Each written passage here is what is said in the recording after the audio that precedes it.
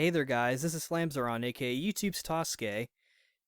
You've probably been paying attention to this particular news, considering from E3 it is probably the biggest piece of news in terms of fighting games, at least. It actually kind of seems like that this game in particular is direct competition for Marvel vs. Capcom Infinite, which hasn't really been getting a lot of positive feedback. I played the story demo, and maybe I'll do a video on that later. To be honest, though, this bit of E3 news is currently the only one I'm actually compelled to talk about.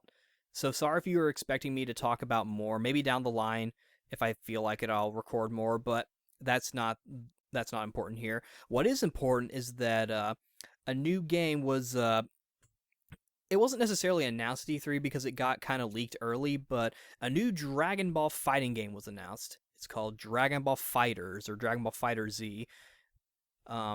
What makes this one different than the others is that it's made by Arc System Works, the people who made Guilty Gear and Blaze Blue. It's a traditional hardcore Dragon Ball fighting game, which a lot of fans, including myself, to be perfectly honest, have been wanting, especially those who played like the Super Butoden games or even Ultimate Battle 22, which I have. To be honest, I kind of like the Budokai games probably more, but I've also been kind of wanting just like a traditional sort of like standard like Dragon Ball fighting game, like something that would have like a lot of life to it, and that's kind of the main reason why I wanted one. I wanted a Dragon Ball game that I could just go back and replay like over and over with like an arcade mode, bunch of characters, and seemingly this game looks like it's gonna be that. It's like the recent Guilty Gear games, the Xrd ones, which I still need to pick up, where it's a 3D, like the graphics are 3D, but they're stylized and like cell shaded and like animated or animated, if you will. And it looks really, really good. Like there are times where it looks like it's directly the show, even though it has like a 3D flair to it. It looks really fun. It's really fast paced. There's some gameplay of it. I'll have a link in the description to the gameplay trailer for those of you who want to see it. It looks really, really awesome. Um, I know the trailer featured the Japanese voices. I feel like this game will probably get dubbed. I think I remember Sean Schimmel in some news article saying that like he was recording uh some game besides like the DLC, I think. Um and also since this was announced at E3, I feel like they're probably going to give this game an English dub. I don't have any sort of like grounds as to why that makes sense to me, but it just does. Um it's coming out for PS4, I think Xbox One and PC, and they're thinking about bringing it over to the Switch, which that would actually be kind of cool for those of you who have a Switch. And they're also considering cross-platform play, only if the fans demand it, though. So if you want it, demand it real good. Um, it seems like based on what they've said, it's going to be kind of like the Super Butoden games or Ultimate Battle 22 or whatever, to where like the Saiyan characters, they're gonna sort of start off in their Super Saiyan form, and that's gonna be sort of like their main mode.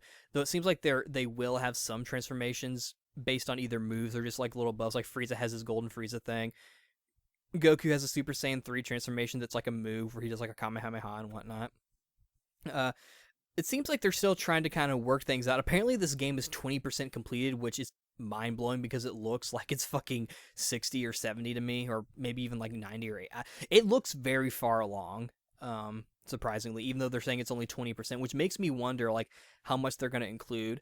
They have said there's going to be some sort of like single player mode. I don't know if it's going to be a story or an arcade mode. I would actually prefer both because I think it'd be fun to go through the story of Dragon Ball Z in this kind of game, but I also think it'd be fun to just have like dream matches, and hopefully the roster will also be good. Um, that's probably one of my only concerns with this game. They seem to have quelled that pretty early on. It seems like they're going to give this game a large roster, and I really hope they do. Um, it doesn't really matter to me what version of the characters are available, whether or not you give me Vegeta or Super Saiyan Vegeta or Majin Vegeta or Super Saiyan Blue Vegeta. As long as I have Vegeta, that's good. Same with Trunks, same with really as long as you have all the essentials plus some other characters you wouldn't expect. And it seems like there's not like any limit as to what story it is, be it Dragon Ball, Dragon Ball Z, Dragon Ball GT, or even Dragon Ball Super, or the movies even. I imagine Broly is probably going to be a number one request. Maybe even Goku Black, which may lead us to Zamasu as well. So far, the characters that have been confirmed are Goku, Vegeta, Gohan, Trunks was recently revealed, Future Trunks that is, Frieza, Cell, and the Fat Majin Buu. So those are the characters that have been revealed so far as of this recording, which is the 24th. But it looks awesome. And since Arc System Works is working on it, I'm interested to see if Daisuke Ishiwatari is going to be doing the music, which that'd be cool because I really like the Guilty Gear music, and Blaze Blue has some cool tracks. Lust Send is probably one of my favorites from that game, though I'm more of a Guilty Gear kind of guy. Though I've been kind of interested in the Blaze Blue visual novels and even the anime. But anyway, so we don't know. I wouldn't be against them doing what they did for Xenoverse and just having like a collage of artists coming in to do the music, because that soundtrack was really good. It doesn't really matter, even if they get Norihito Sumitomo and do that, where it's like, oh, okay, we're just getting the quintessential Dragon Ball composer to do all the music now for like everything Dragon Ball. I wouldn't be against that. Like, whoever they want, I'm sure the music will be awesome, and the gameplay is sort of the focus here. But the only thing I actually kind of don't like is the title. Dragon Ball FighterZ, I don't think is a very good title. I think they should have maybe come up with something better. I mean, I don't know. They probably couldn't have used Zenkai, because that's probably, they've got Zenkai Battle Royale, so that, I don't know, that maybe would have caused some confusion branding-wise or something. I can't think of anything off the top of my head, but I do think that the title could use a little bit of work, even if it's stylized with that Z at the end. So it's almost like Dragon Ball FighterZ. But that's just my opinion.